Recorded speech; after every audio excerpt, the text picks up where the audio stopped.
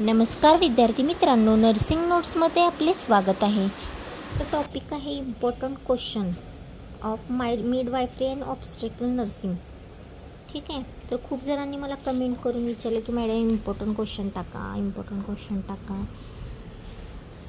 तर बघा, पहिलं तर आपल्याला जे पोर्शन असतं पूर्ण दिलेलं, त्यातले प्रत्येक प्रश्न इम्पॉर्टंटच असतो.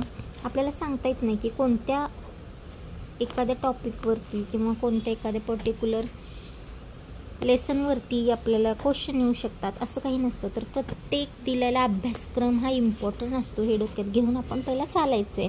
म्हणजे प्रत्येक टॉपिक, प्रत्येक विषय समजून घेणं आपलं महत्त्वाचं असतं. प्रत्येक एक पार्ट त्याचा हा समजून घेऊन अभ्यास करणं महत्त्वाचं आहे. कारण आपण पर्टिक्युलर प्रश्न जर केलं आणि समजा प्रश्न येतील पण येऊन किती येणार आहेत रिपीट प्रश्न, तर एखाद दुसरा प्रश्न येऊ शकतो. पण बाकीच्या प्रश्नांचं काय?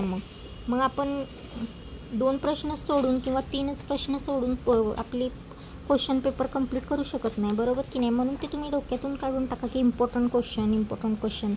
आणि इम्पॉर्टंट क्वेश्चन कसे समजतात? तर प्रत्येकी वेगवेगळ्या प्रश्नपत्रिका सोडूनच आपल्याला समजणार आहेत की त्यातले कोणते प्रश्न इम्पॉर्टंट आहेत, बरोबर? कारण प्रत्येक प्रश्नपत्रिकेमध्ये बघा एखादा किंवा दुसरा प्रश्न रिपीट होतो. तर रिपीट झाला तर समजायचं की हा प्रश्न इम्पॉर्टंट आहे, हो की नाही? तर अशा प्रकारे इम्पॉर्टंट क्वेश्चन काढले जातात. तर त्यासाठी पहिल्यांदा आपल्याला प्रश्नपत्रिका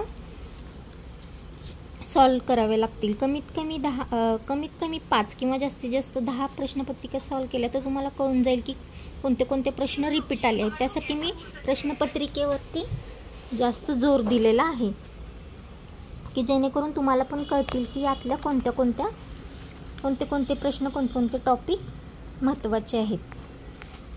तर आपण पहिल्यांदा 5 प्रश्नपत्रिका सोडवणार आहोत प्रत्येकी विषयाच्या. तर आपण मिडवायफरी अँड गायनेकॉलॉजी स्टार्ट तर केलेलंच आहे.